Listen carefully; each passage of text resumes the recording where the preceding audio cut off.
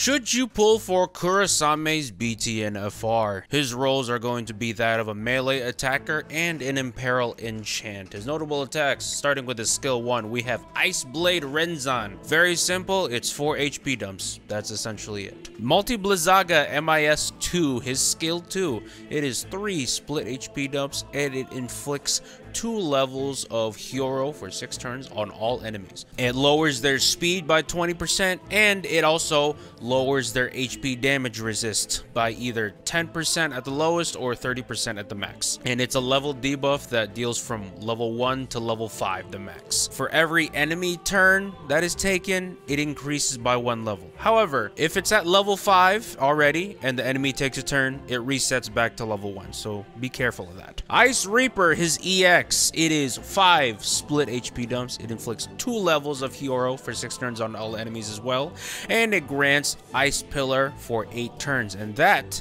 gives him his follow-up. Let's get to what Ice Pillar does as his follow-up. It is 4 HP dumps, and it also triggers if the enemy is inflicted with Hero. Absolute Zero, his LD, it is 5 AoE HP dumps. It inflicts 5 levels of Hero on all enemies. That means it's max level.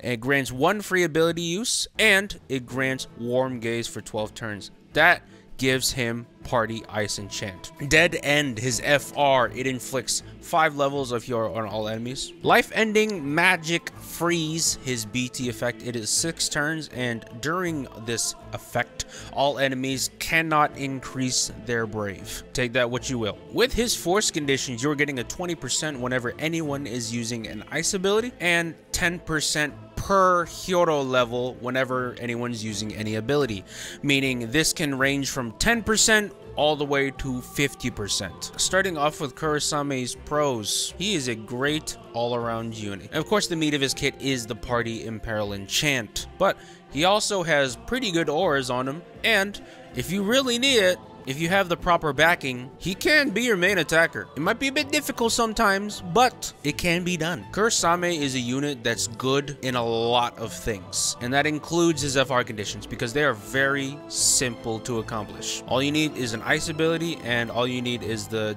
debuff, 9 times out of which is already accomplished by Kurasame. And moving on to Hero, his debuff is actually amazing. Not only is it silver framed, but it also lowers the ice resist, lowers the speed, and it also lowers the HP damage resist. That's kind of a lot. Practically every move that Kurasame does inflicts it. I just killed a fly. And even though Hero is leveled, the level really isn't that important, because in my opinion, the 2 most important aspects of it, the speed down and the ice resist down, it's the same no matter what level it is. The HP damage it resists, while it is nice, you already have a plethora of amazing support units who already can give you that extra boost in damage. You don't even need the HP resist, to be honest, unless you're using Kurasame's FR as your base. For everyone to get that 70%, you need it to be level 5, but apart from that, it's not necessary. Even if you're using Kurasame's FR Echo, again, his FR attack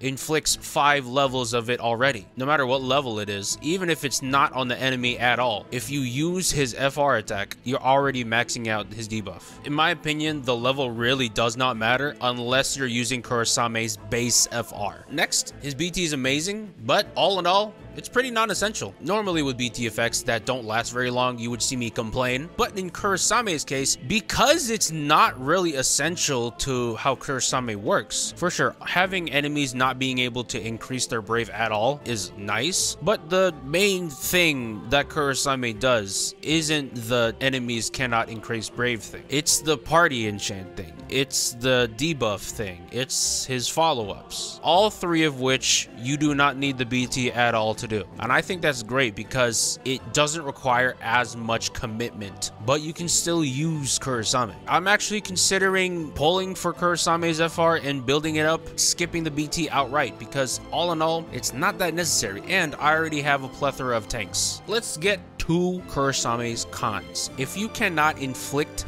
that Hero debuff on the enemy, he does not work. The way he plays and his entire shtick circles around that debuff. Not the effects from the debuff itself, but just the fact of it being there. For example, you need Hyodo to be there if you want Kurasame's FR to be usable. Second off, you won't be able to trigger Kurasame's really good follow-up attack if you do not inflict that Hyodo debuff. If I'm being completely honest here, without that follow-up, Kurasame's damage kinda sucks. Second con, most of the auras that he gives are from his BT. If you're like me and you're considering using the FR, not pulling for the BT, you do have to be aware that a lot of the good miscellaneous support that he gives to the party are tied to his BTs. If you want that and you want him to be viable as a main support unit, you are gonna have to green him. And even if you do green him, you will only have 6 turns of his support, really. And be aware that the enemy's speed also lowers by 20% with Kurasame's debuff. So your team is going to be moving faster than the enemy, meaning Kurasame's BT effect is gonna be that much shorter. If you want to use him as a main support unit, I'm not gonna stop you, but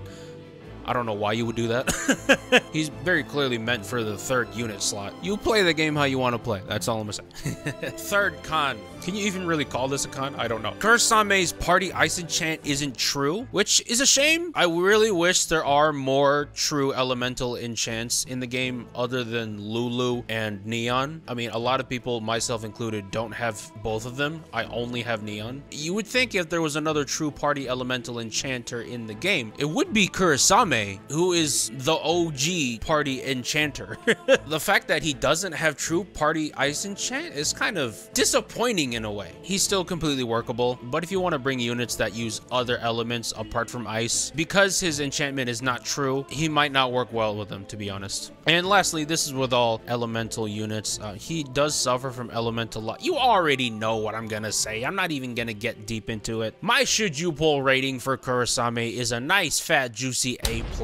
He got that nice damage. He has that nice support if you have that BT. But first and foremost, he is a good party elemental imperil enchant for you. But with how many elemental units popping up nowadays and other units coming up who also party enchant, you might find that Kurasame might not work with as many units as you think he will. So thank you guys so much for watching. I'll see you guys next time. Bye!